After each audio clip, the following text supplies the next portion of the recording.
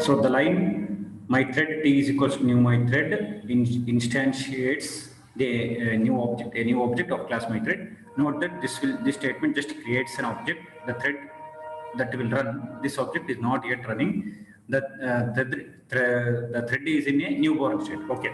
So when this line is executed, so what we can consider is like, so when this line is executed, we can consider it is in newborn state. Okay. So this is how we can understand life cycle of a thread. So it is in newborn state. Okay. We should not say thread is already started working. So it is in newborn state. Okay. The second line calls the start method using the thread to move into the runnable state. Then Java runtime Java runtime will schedule the thread to run by invoking run method. Now the thread is able to be said to be in the running state. So that means, so whenever we say thread dot start, so run method starts working. So that means before run method starts working, what we can understand is it is in runnable state. Because whenever we say thread is in running state, before running state, it will be in runnable state. See, just like when we start a vehicle, okay. So when you sit on the vehicle, directly you will not start driving. First, you have to start the vehicle. Okay. So sometimes what happens, even though when we start the vehicle, we will wait for some reason. See, for example, when you want to move, when you want to go outside from the home, so when you start the vehicle, okay. Sometimes if neighbor speaks or if you get a phone call, we'll wait for some time. So we'll not put off the vehicle, but it will be in start only. So we'll not put off the vehicle. It is ready to run, so that we can consider it as runnable state.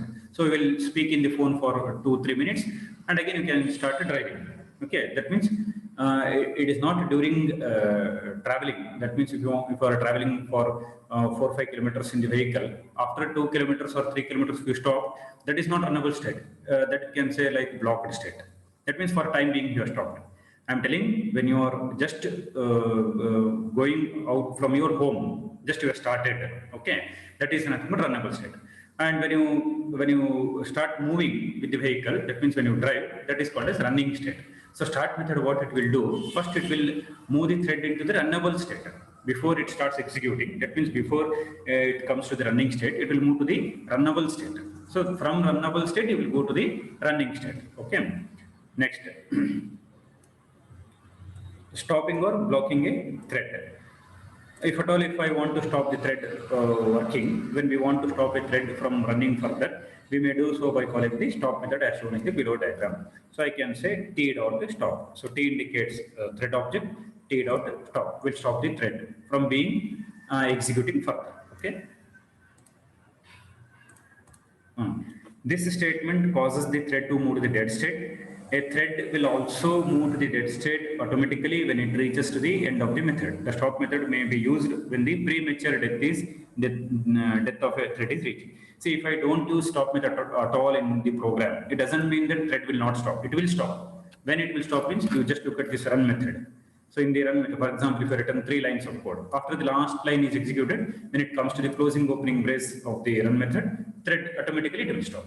Okay, so we need not use stop method. Okay, stop method is used if I want to stop in between. Okay, not allowing to complete its execution. Then we have to use stop method. So if it is not compulsory to use stop method. Okay, but start method is compulsory. If I use start method only, thread starts working. Okay, but stop method is not compulsory. So if I use it will stop. Otherwise, naturally it will stop. So when it comes to the end of the run method, it will stop working. Okay.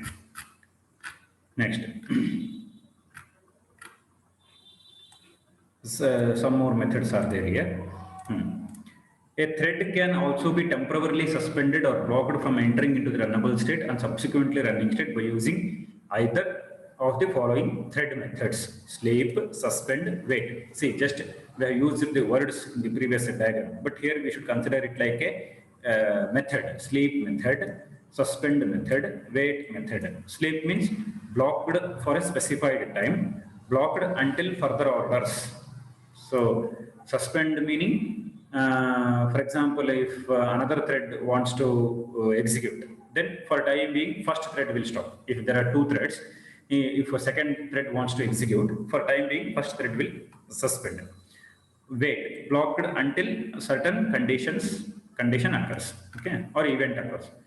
These methods cause the thread to move to the blocked state or not runnable state. The thread will return to the runnable state when the specified time is elapsed in the case of sleep.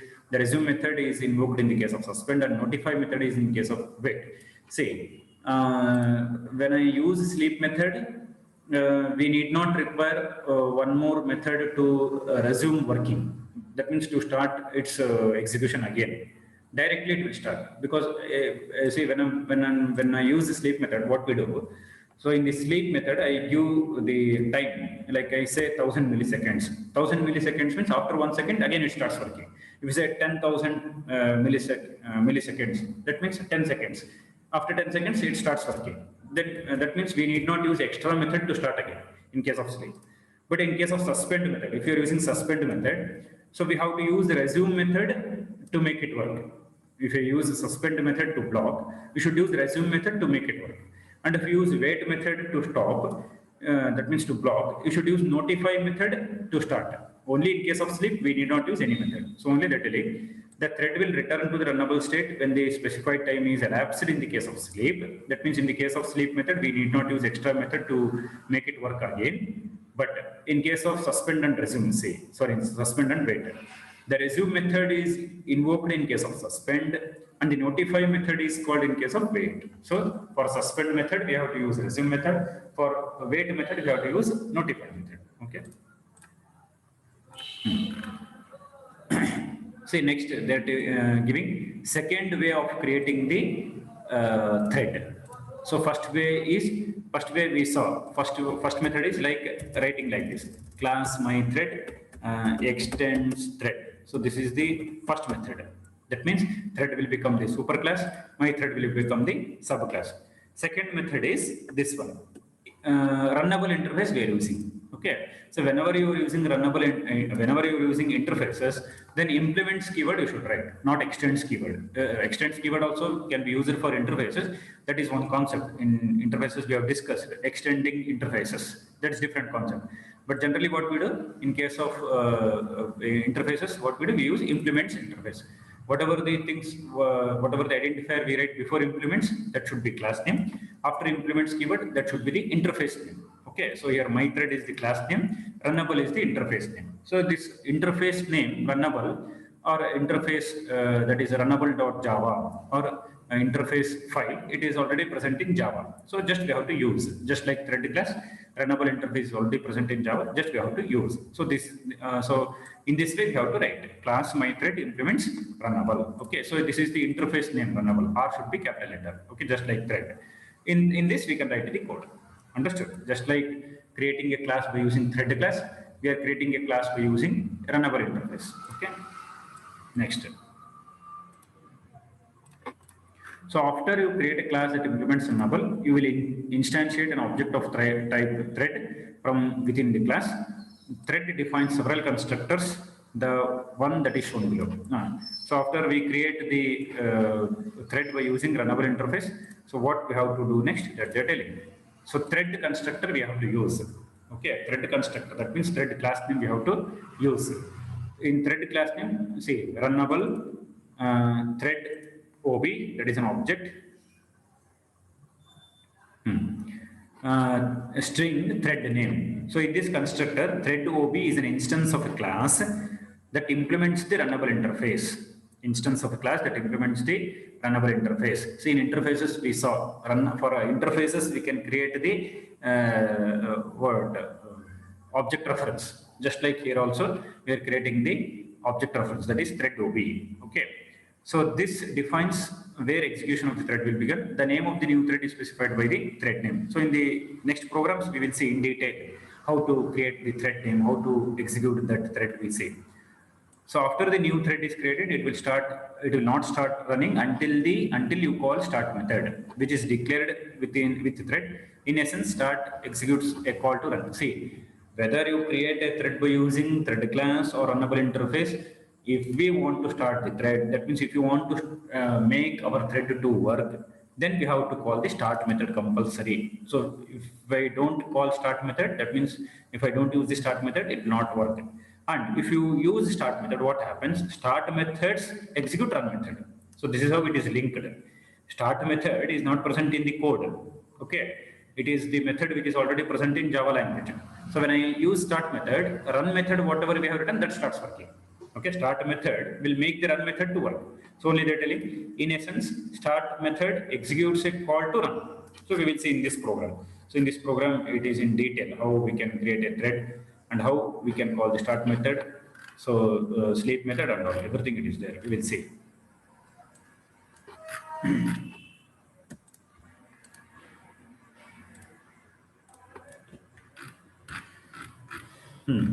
Example that creates a new thread and starts its running. So create a second thread.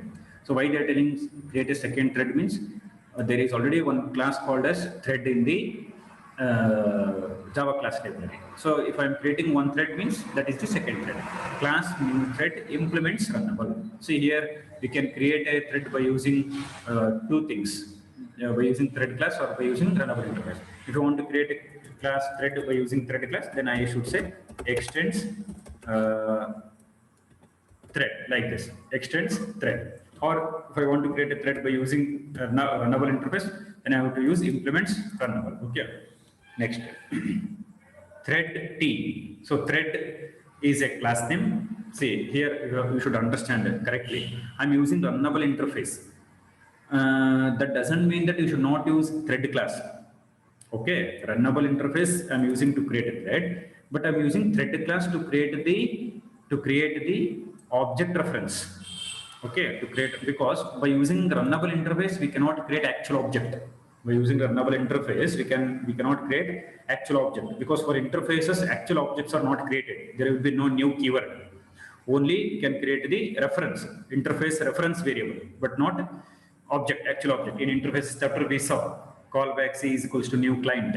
I hope you people remember that word, that sentence like this. Let's see. Callback C is equals to new client. So in this case, if you see this line callback C, callback is an interface. C is an interface reference variable. Client is the class name. I hope you people are remembering. Callback C is equal to new client. So for interfaces, only reference variable is created, not actual object. If I want to create an actual object, then I should use the class name only. So this is correct. Client C is equals to new client. Okay. This is how we create an actual object. Similarly, what we are doing here, I'm using runnable interface. For runnable interface, I cannot create an actual object. So I'm using class name to create an object reference first. And inside the constructor, I'm creating actual thread object. So see, when we can say actual object is created means whenever you come across the new keyword, it's very simple. If you come across new keyword, it is nothing but actual object. It is not reference, it is actual object. This line indicates T as a reference. Okay, it is not actual object. It acts as a object reference. So I can say variable T as an object reference. But this line indicates, okay, this line indicates T is an object. It is not object reference, it is an actual object. Because new keyword I'm using, we get a memory. Okay, this line we will not get a memory. Okay, now new thread is a constructor. So constructor of the new thread class, create a new second thread. See why they are telling second thread, again you try to understand.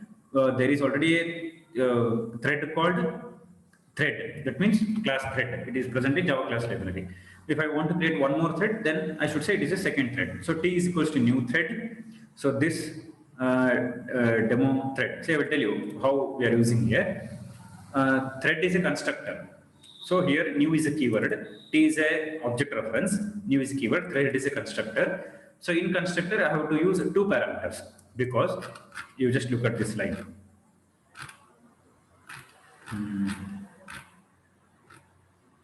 Just a minute.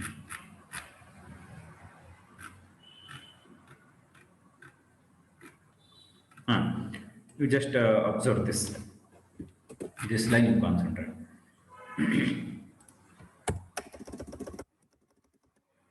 This syntax you have to follow. Thread class name. Okay. Inside thread class name, two things. One is string. String means I can write in double quotation marks, or you can use the string variable. Okay, string object you can use or double quotation marks. So runnable thread OB means it is an object reference. So here I will tell you what is the meaning of this. I will tell you. So this is a keyword actually in C++ only it is there. This keyword refers to current object, okay, present object. Okay, so while executing this program, I will tell you. Okay, so two things you have to use: runnable thread OB. In case of first parameter, I'm using the keyword called as this. In case of second parameter, either you can use the string object or you can use the double quotation marks. That is directly string. So string object you can use, or in the double quotation marks you can write the string. Okay, so just will make it as comment. So this is following this syntax. This syntax it is following. Okay. Next, system.println child thread T. So T is an object. It will display the thread name, status, priority, and all. So just we have executed first program right yesterday. Main thread priority is 5. Main thread group name like that. So T dot start method. What it will do? Start method will start this method, run method. Always start method will start the run method. So this is the entry point for the second thread. Okay. So whenever I say thread is born, and if I want to make the thread to work, that means if I want to move to the running state, that means runnable to running. So first runnable state, then running state. If I want to move to the running state, that running state is nothing but the making this run method to work. Running state is nothing but the making this run method to work. If I want to make this run method to work, I should say t dot start. Okay, so it's like t dot start. Then this run method starts working. Okay. Next, in the main method, you see new thread. Create a new thread. Okay. So here what happens? This main thread starts working. Okay. So main thread starts working, and wherever I say thread dot sleep, remember, whenever I say thread dot sleep of 1000, main thread, that means main method stops working for these many milliseconds. That is 1 second delay. 1 second delay. That means for time being, this main method stops working. 1 second delay. After 1 second, again it starts working. This for loop starts working. Again 1 second delay. After 1 second, again it starts working. Okay, like that it is. Okay. Wait just a minute.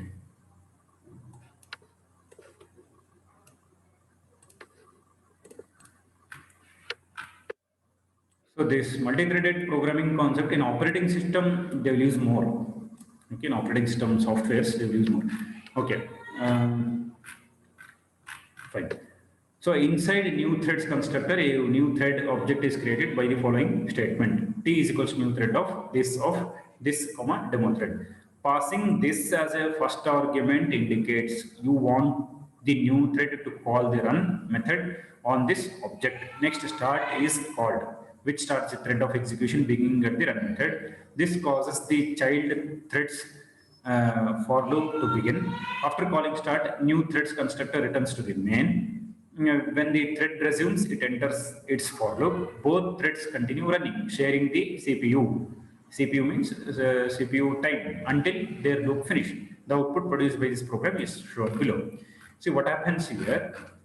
We have two for loops. So one is present in class main thread, that is in the run method, and another one is present in the main method. Okay. See here what happens. This two for loop starts working simultaneously. So this is very much interesting here.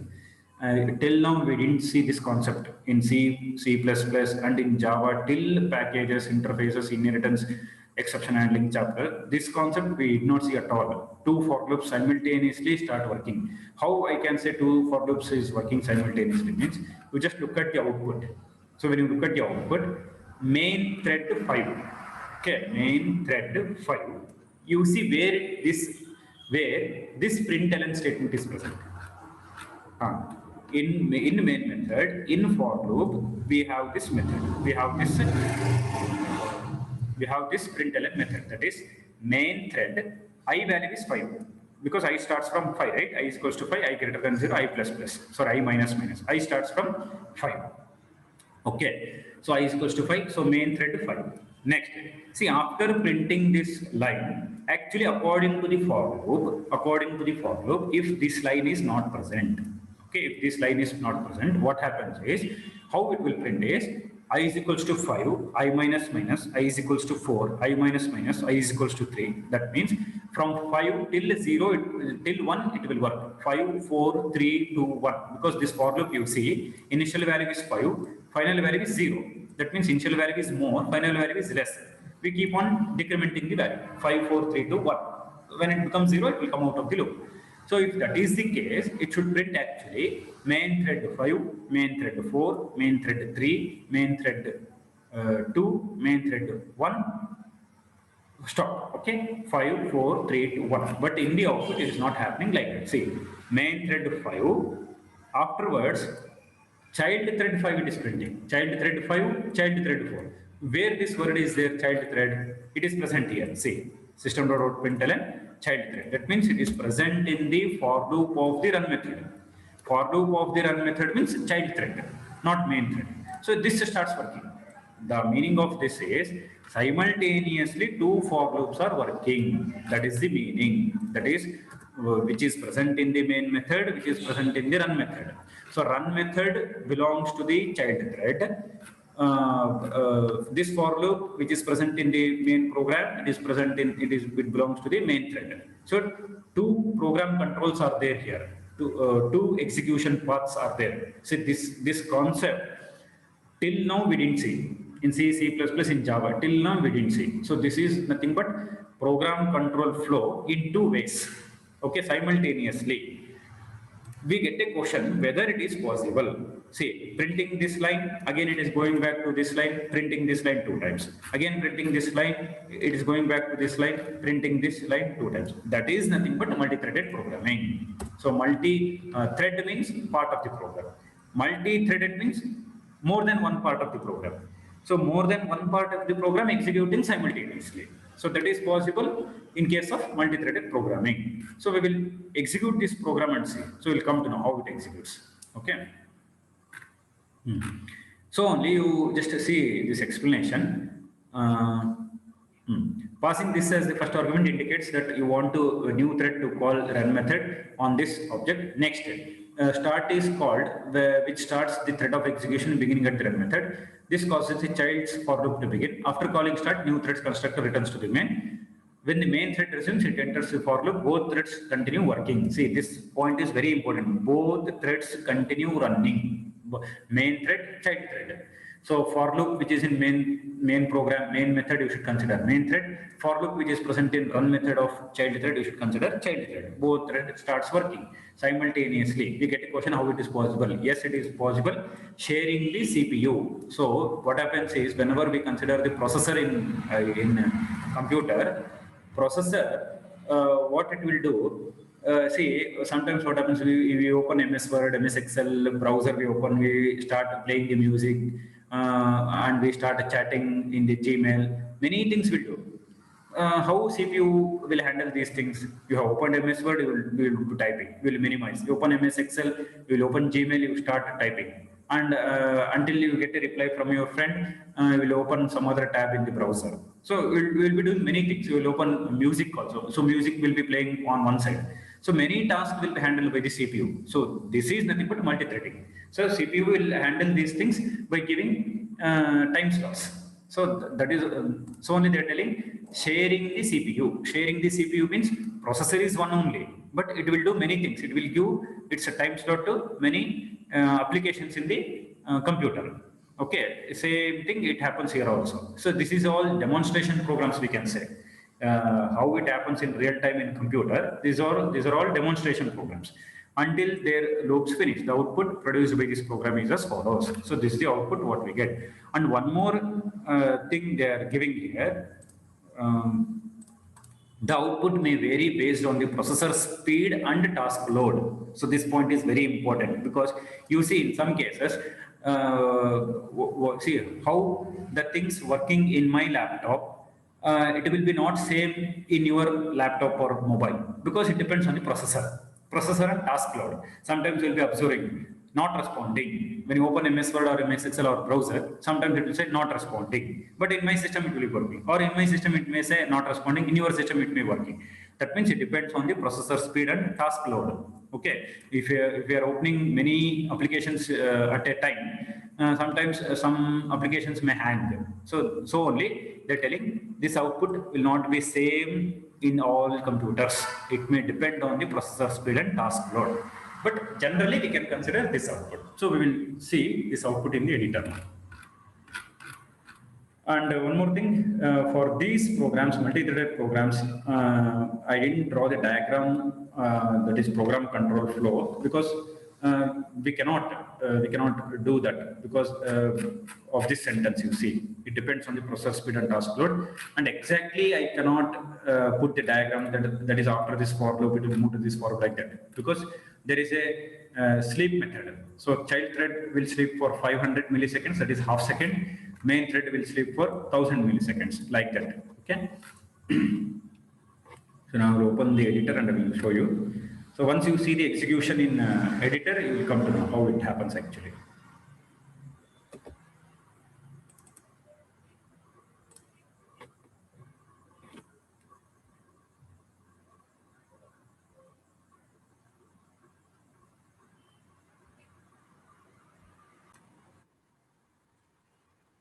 So just look at this program. So we'll execute this program. Okay.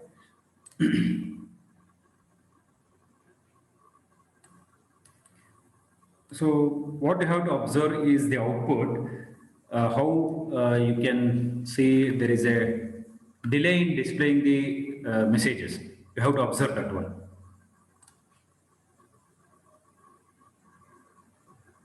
Just observe the output correctly.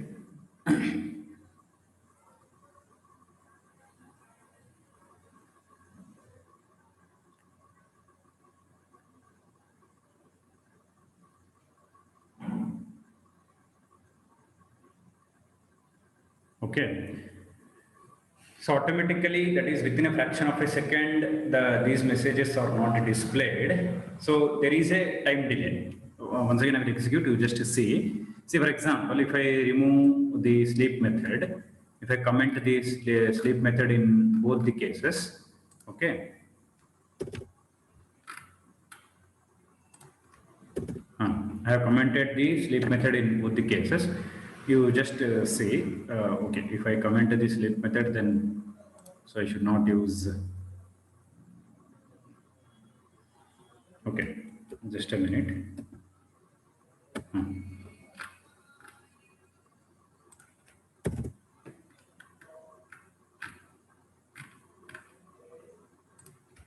So what I do is I will give 0 milliseconds. So 0 milliseconds is nothing but not to wait. So let everything execute within a fraction of a second. Will not wait. So in that case, you just see now how the output is displayed. You have to observe correctly.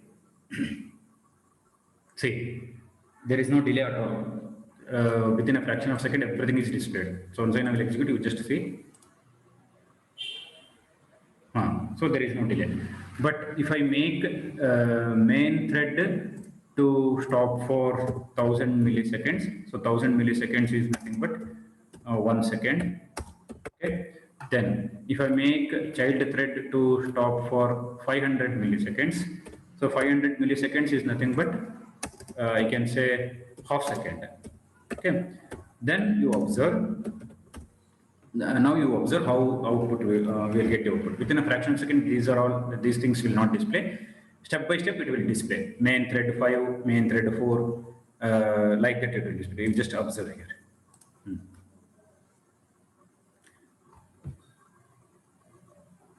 I hope people are observing. Okay, so that is main thread 5. After displaying main thread, it will stop for 1 second. During that 1 second, child thread will be executed 2 times. For loop of child thread will be executed 2 times. So only it is displaying child thread 4, child thread 4. I hope people are getting. So when main thread stops working for 1 second, within that 1 second, child thread executes 2 times because for child thread we are making it to stop for half second, not for 1 second. So it will get 1 second time. For child thread, it will getting 1 second time. So during that 1 second, so 2 times for loop will execute. Again, main thread starts working, main thread 4. Again, it will stop for 1 second. So during that 1 second, child thread gets, that means 500 seconds, 500 seconds, 1 second time. So during that 1 second, 2 times it executes for loop. So child thread 3, child. Again, main thread starts working. So child thread works 2 times. Child thread 1 it will stop. That means normally the thread stops working when it finishes its task. So for loop is ended, so child thread stops working. Yes, child thread is finished. Later main thread will finish. So main thread 2, main thread 1, main thread exiting. So whenever we are using main thread and child thread, first child thread will stop. Last thread to be stopped is main thread. Okay, main thread will be the last thread to stop working. So only you can see the message main thread exiting. Before that only there is a message called exiting child thread. So first child thread will exit, afterwards main thread will exit. So this is the message. I hope people are getting. Once again I will explain the output. Main thread 5. After displaying main thread 5, it will stop for 1 second. During that 1 second, for loop of child thread will work 2 times. So it is displaying child thread 5, child thread 4, and again main thread 4, it will stop for 1 second. During that 1 second, child thread will execute 2 times, that is for loop of child thread will execute 2 times. So it is 3 and 2. So again main thread 3, after main thread 3, child thread works 2 times, child thread 1. So after it prints child thread 1, next message also it is printed, exiting child thread, which is present in the child thread. After that main thread, so once child thread is finished, so there is no other thread to stop main thread, right? So main thread will execute continuously. Main thread 3, main thread 2, sorry, main thread 2, main thread 1, exiting main thread, like that, main thread exiting. So this is how we get the output. So this output depends on the processor load and task load, processor speed and task load. Okay.